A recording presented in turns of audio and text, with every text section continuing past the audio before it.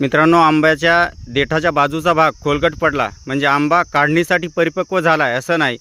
केशर, हापूस, काही तुरळक व्हेरायट्या वगळता अशा काही जाती आहेत, आंब्याच्या जाती आहेत की त्या जातीमध्ये आंब्याचा भाग जो आहे, देठाचा भाग जो आहे तो खोलगट पडत नाही. आता हा काढणीसाठी आलेला लंगडा आहे आणि इकडे बघा हाय सुद्धा लंगडाच आहे, परंतु यावरचे जे काही ठिपके आहेत तुम्हाला अतिशय घन पद्धतीत दिसत आहेत आणि या फळावर तुम्हाला तेच पातळ होताना आणि जे काही ठिपके होते ते मोठे होताना, फुलताना या ठिकाणी दिसत आहेत. अशाच काही व्हेरायट्यांची माहिती किंवा काढणीसाठी आलेले आंबे नेमके कशावरनं ओळखायचे, निव्वळ देठाच्या भागावरनं ते ओळखता येत नाहीत. यासाठी हा नमस्कार मित्रांनो, आंबा काढणीसाठी आला किंवा नाही, किंवा मार्केटमधून आंबा घेताना नेमकी कोणती काळजी आपण घेतली पाहिजे की हा आंबा जबरदस्तीनं पिकवलेला आहे की नैसर्गिक पद्धतीनं पिकण्यासाठी आंबा काढणीसाठी तयार झालेला आहे. जसं तुम्हाला माहिती दिली जाते की आंब्याचा जो देठाचा बाजूचा भाग आहे हा खोलगट पडला पाहिजे आणि त्यानंतरच तो आंबा परिपक्व आहे अशी माहिती दिली जाते, परंतु सगळ्या वाणामध्ये तसं होत नाही. माझ्या हातामध्ये सध्या लंगडा आहे, त्यानंतर केशर आहे, आपल्याकडं तोतापरीसुद्धा आहे. तर अतिशय सोपी पद्धत मी तुम्हाला सांगणार आहे की या झाडामध्ये किंवा या व्हेरायट्यामध्ये तुम्हाला देठाचा भाग खोलगट पडलेला दिसत नाही, परंतु तरीही आपण आंबे घेत असताना काय नेमकी काळजी घेतली पाहिजे किंवा कच्चे आंबे घेत असताना ते आंबे पिकू शकतात किंवा नाही याबद्दलची सविस्तर माहिती या व्हिडिओमध्ये मी घेणार आहे.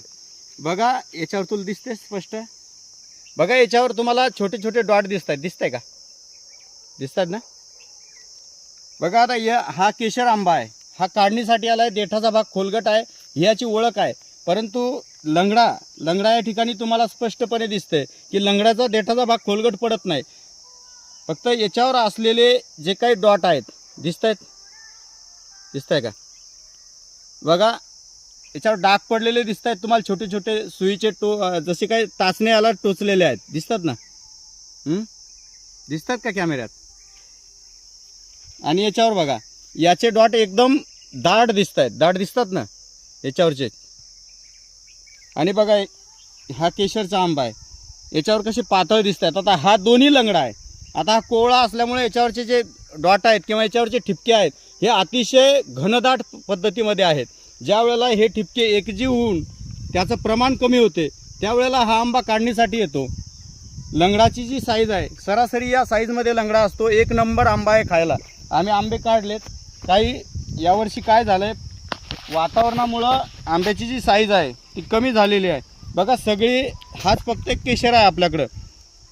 बघा, याचा खोलगट भाग पडला आहे आणि याचा जो देठाचा भाग आहे हा उंच आहे. तसंच तोतापुरीचा जर तुम्ही फळ पाहिलं तर याचा सुद्धा वरचा जो भाग आहे तो खोलगट पडत नाही. म्हणजे या आंब्यावर जे टिपक्याचं प्रमाण आहे हे कमी होऊन काही टिपके जे मोठ्या प्रमाणात असे फुललेले तुम्हाला दिसत आहेत. तर हीच एकमेव ओळख आहे आंब्यामध्ये. बघ, इथं दाखव.